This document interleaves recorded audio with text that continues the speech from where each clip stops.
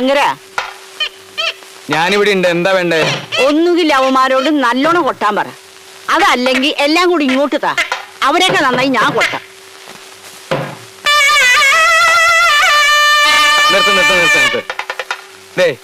ഈ കോപ്രാട്ടി കാണിക്കാനല്ല, പറഞ്ഞ കൂലിക്ക് ഞാൻ നിങ്ങളെ കൊണ്ടുവന്നത്.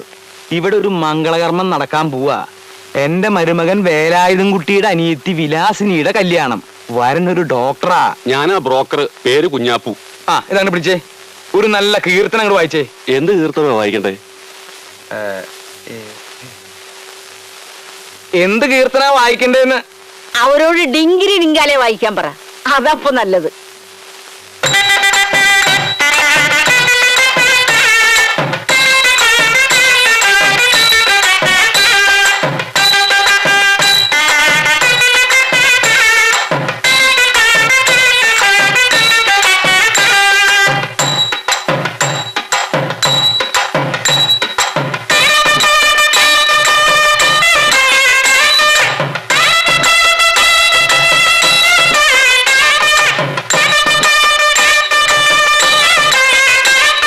ഈ ഉണക്കത്തള്ള ഏത് കാര്യത്തിൽ ഇടപെടുകയും ചെയ്യും, എന്നിട്ട് അത് നാറ്റിക്കുകയും ചെയ്യും. ഇതെന്താ കുഞ്ഞാപ്പുത്? കല്യാണം അതോ റോക്കന്തോ? അതെ, ഞാൻ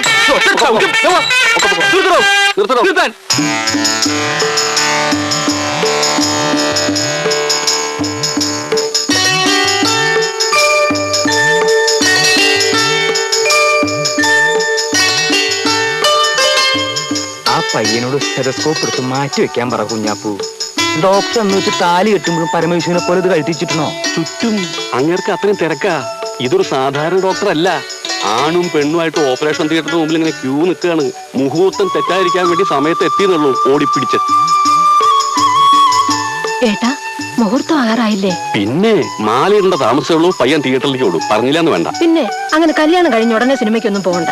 സിനിമാ തിയേറ്റർ അല്ല, ഓപ്പറേഷൻ തിയേറ്റർ. ആഹാ, പെങ്ങക്ക് ഇപ്പൊ സന്തോഷായല്ലോ. ഒരു ഡോക്ടർക്ക് തന്നെ വിലാസിനിയെ കല്യാണം കഴിപ്പിച്ചു കൊടുക്കണമെന്ന് വേലായുധം കുട്ടിയുടെ ആഗ്രഹമായിരുന്നു. അവനത് സാധിച്ചു. അവൻ വേലായുധനല്ലേ ഏട്ടാ, സാക്ഷാൽ വേലായുധൻ. എന്നിട്ട് ആ വേലായുധൻ എവിടെ?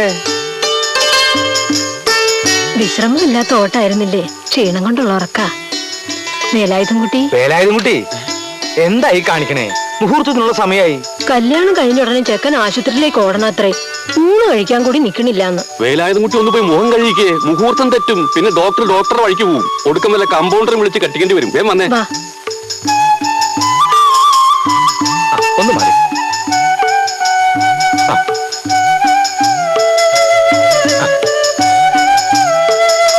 അച്ഛനെവിടെ? ഞാൻ ഇവിടെ തന്നെ ഉണ്ട്. മുത്തശ്ശിയോ? ഹാജർ, ഞാനിവിടെ ഉണ്ട്. തുടങ്ങാം. വായിച്ചോ.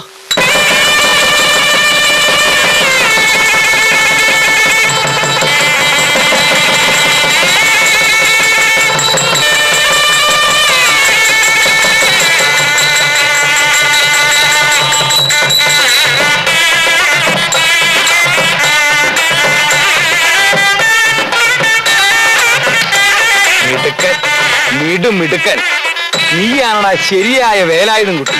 നീ ഉശിരുള്ളവനാ. ഞാൻ ഉശിരി കാണിക്കാൻ തുടങ്ങിയിട്ടല്ലേ ഉള്ളൂ അമ്മാവ. ഇതെന്റെ ഒരു തുടക്കമല്ലേ. കഴിവില്ലെങ്കിലും പെങ്ങക്കൊരു ഡോക്ടറെ കണ്ടുപിടിക്കുമെന്ന് ഇവൻ എന്നോട് പറഞ്ഞപ്പോ എനിക്കിവനോട് പുച്ഛമായിരുന്നു. ആ വേലായുധം കുട്ടി ഇന്നിതാ വിജയക്കൊടി നാട്ടിയിരിക്കുന്നു. ശരിയായ ആണത്വം എന്താണെന്ന് അവൻ എന്നെ പഠിപ്പിച്ചിരിക്കുന്നു. അമ്മാവനായ എനിക്കതിൽ അഭിമാനമുണ്ട്. അതൊന്ന് മുത്തേക്ക് പറഞ്ഞേ. ഇതിന് പ്രതിഫലമായി അമ്മാവൻ നിനക്ക് എന്താണ് തരേണ്ടത്? അമ്മാവൻ എന്ത് തന്നാലും ഞാൻ വാങ്ങും. എന്നാൽ ഈ കൂടി നിൽക്കുന്ന സർവരെയും സാക്ഷി നിർത്തിക്കൊണ്ട് പരസ്പരം ബദ്ധവൈരികളായി നിൽക്കുന്ന കളരിക്കൽ കിഴുക്കാന്തൊടിയിൽ ശങ്കരൻകുട്ടി മേനോൻ അവർകൾ പണ്ടാരവളപ്പിൽ വേലായുധം കുട്ടിയോട് പറയുന്നു. എന്തു പറയുന്നു? എന്തായാലും വേഗം പറ. ഈ കൂടി നിൽക്കുന്നവരിൽ വേലായുധം കുട്ടി മതിമറന്ന് സ്നേഹിക്കുന്ന ഏതോ ഒരു സുന്ദരി പെൺകുട്ടി ഉണ്ടെന്ന് ഞാൻ അറിയുന്നു. സത്യമാണ്, ഉണ്ട്. അവൾ ഏതാണെന്ന് ധൈര്യത്തോടെ നീ ചൂണ്ടിക്കാണിക്ക്. ഈ നെഞ്ചിൽ ജീവനുണ്ടെങ്കിൽ അമ്മാവൻ ആ കല്യാണം നടത്തിത്തരും. വെറും വാക്കല്ലോ. ശങ്കരൻകുട്ടി മേനോൻ അവർകൾ വെറും വാക്ക് പറയാറില്ല. ഞാൻ കാണിക്കും. ധൈര്യമായിട്ട് കാണിക്കേ. കാണിച്ചു കൊടുക്കടാ.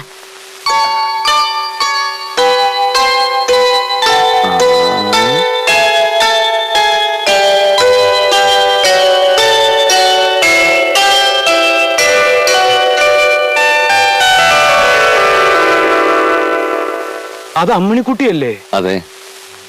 അവൾ എന്റെ ഒരേ ഒരു മോളല്ലേ? അതെ. അവളെ തന്നെ വേണോ നിനക്ക്? വേണം. തന്നില്ലെങ്കിലോ? ഞാൻ വാങ്ങും.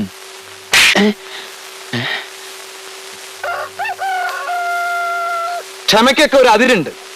ഈ ശങ്കരൻകുട്ടി മേനന്റെ തനിനിറം ഇതുവരെ നിങ്ങൾ ആരും കണ്ടിട്ടില്ല. അകത്ത് വേലായുധം കൂട്ടി കിടന്നുറങ്ങുന്നുണ്ട്. ഞാൻ പറയാം അവനോട്. മനുഷ്യനായ വാക്കിന് വ്യവസ്ഥ വേണം. എരപ്പാളിത്തരം കാണിച്ച് അകത്ത് ചുരുണ്ടുകൂടി കിടക്കല്ലേ വേണ്ടത്. അമ്മാവനപ്പുറത്ത് അമ്മയോടും മുത്തശ്ശിയോടും വഴക്കടിക്കുന്നു. ആ 27,000 ഇപ്പൊ തന്നെ വേണമെന്ന്. ആട്ടി കൊണ്ടപ്പോഴേ ഞാൻ വിചാരിച്ചതാ കണ്ടത് സ്വപ്നായിരിക്കുമെന്ന്. ഏട്ടനെ എന്ത് സ്വപ്ന കണ്ടേ? നിന്റെ കല്യാണം ഒരു ഡോക്ടറടി കെട്ടിയത്. ആ കല്യാണം വരെ ആ മനുഷ്യൻ വന്ന് കലക്കി. ഇങ്ങനെ മനുഷ്യ പറ്റില്ലാത്തൊരു സാധനം.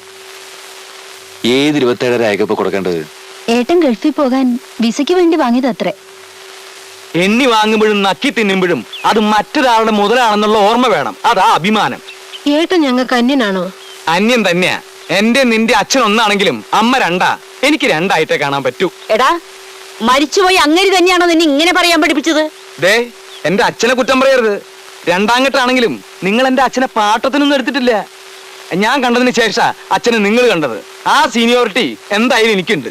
എന്ത് റീറ്റി? ഈ തള്ളക്ക് ഇംഗ്ലീഷ് പറഞ്ഞാൽ മനസ്സിലാവില്ലെന്നുണ്ടോ? അവൻ ഗൾഫിൽ പോകാൻ പണം വാങ്ങിയത് നേരാ. വിസ തരാമെന്ന് പറഞ്ഞവൻ മുങ്ങി. അത് അവന്റെ കുറ്റാണോ? ആരുടെ കുറ്റായാലും വാങ്ങിയത് മുഴുവൻ എനിക്ക് പലിശ അടക്കം ഇപ്പൊ കിട്ടണം. അമ്മാവനെന്ന് നിൽക്കുന്നു, ഇരിക്കാലോ. വേണ്ട, നീ എന്നെ ഇരുത്തണ്ട. വാങ്ങിയ പണം അന്തസ്സായിട്ട് തിരിച്ചു തന്നാ മതി. ഞാൻ പോയിക്കൊള്ളാം. കുറച്ച് പണം വാങ്ങിയതിന് പേരും പറഞ്ഞ് അമ്മാവൻ എന്നും ഇവിടെ വന്നിങ്ങനെ തുള്ളിയ നാട്ടുകാരുടെ മുമ്പിലും ഞങ്ങളുടെ മുമ്പിലും അമ്മാവന് ഒരു വിലയുണ്ടാവില്ല. അമ്മാവനൊരു അന്തസ്സേട് വരുന്നത് മരുമകനായ എനിക്കും കുറച്ചില്ല. ഒന്നുമില്ലെങ്കിലും അമ്മണിയെങ്കിലും ഞാൻ ഓർക്കണ്ടേ. ദേ ഒറ്റ തൊഴി. അത്രയ്ക്ക് ഉശിരുണ്ടെങ്കിൽ നീ എന്റെ കുട്ടി ഒന്ന് തൊടിക്കണ ശങ്കര. മുത്തശ്ശി, അമ്മാവൻ തൊഴിക്കട്ടെ. ഒന്നുമില്ലെങ്കിലും എന്റെ അമ്മണിക്കുട്ടിയുടെ അച്ഛനല്ലേ. ഒരു മരുമകൻ എന്റെ മോളുടെ ദേഹത്ത് മനസ്സ് വെച്ചിട്ടുള്ള വർത്താനം പറഞ്ഞാലുണ്ടല്ലോ, ശങ്കരൻകുട്ടി മേന ആരാണെന്ന് അപ്പ അറിയും. എന്താടാ പറഞ്ഞത്? നിന്റെ മോള് ബിഎക്ക് എങ്ങനെയാ തോറ്റത്? പരീക്ഷ പേപ്പറില് ചോദ്യത്തിന് ഉത്തരം എഴുതാതെ വേലായുധം കുട്ടി നിരത്തി അങ്ങോട്ട് എഴുതി വെച്ചിട്ടല്ലടാ തോറ്റത്. അത് സംഗതി നേരാ. അങ്ങനെ അവള് ബിഎക്ക് രണ്ടാമതും തോറ്റത്. ഓഹോ. ഏട്ടൻ നിന്ന് പോണുണ്ടോ? പണം എങ്ങനെയെങ്കിലും തരാം. ഒന്നുമില്ലെങ്കിൽ ഈ വീട് വിറ്റിട്ടെങ്കിലും തരാം.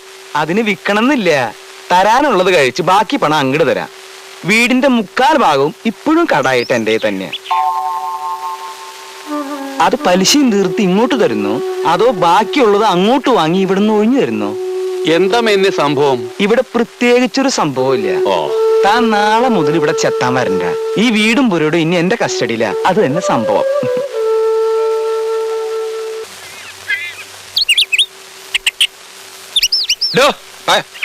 താൻ ഈ മീശി വെച്ച് ആരപ്പിണ്ടം വെക്കാനെ പോണേ? നമ്മുടെ കൊച്ചുണ്ണിയല്ലേ? എന്താ കൊച്ചുണ്ണി ചത്ത? അല്ല, നാളെ മതി മതി മതി മതി മതി. താൻ വേഗം പോയിട്ട് ആധാരം എഴുത്താരെ വിളിച്ചോണ്ട് പോവാൻ. ഇത് ഇന്ന് തന്നെ എഴുതണം. ഓ, എന്താ അങ്ങോട്ട് പോടോ. അപ്പൊ എന്താ ഇവിടെ ചെരുപ്പ്? ഒരു മരക്കെഴുങ്ങൻ.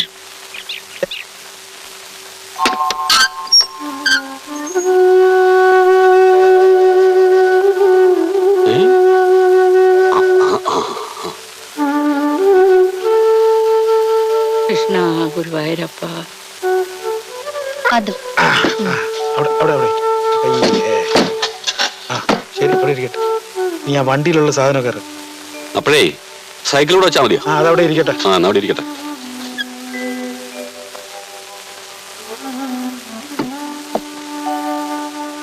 നീ എന്തിനാടാ മോനെ ഇങ്ങനെ വിഷമിച്ച് നിക്കണത്?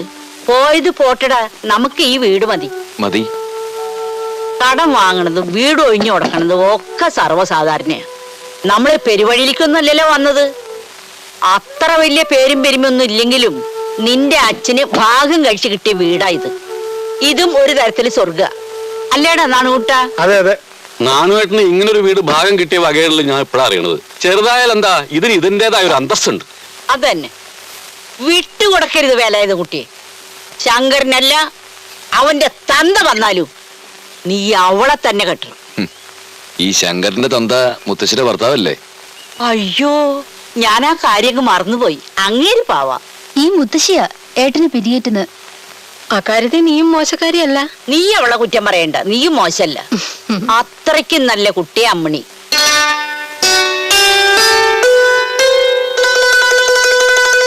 മുൻപേ ഇതൊക്കെ കണ്ടറിഞ്ഞ് പെരുമാറേണ്ടതായിരുന്നു. അന്ന് അത് ചെയ്തില്ല. അതാ ഇന്ന് എന്റെ കയ്യിൽ ഒതുങ്ങാതെ ഇതൊക്കെ വഴുതി കളിക്കണത്.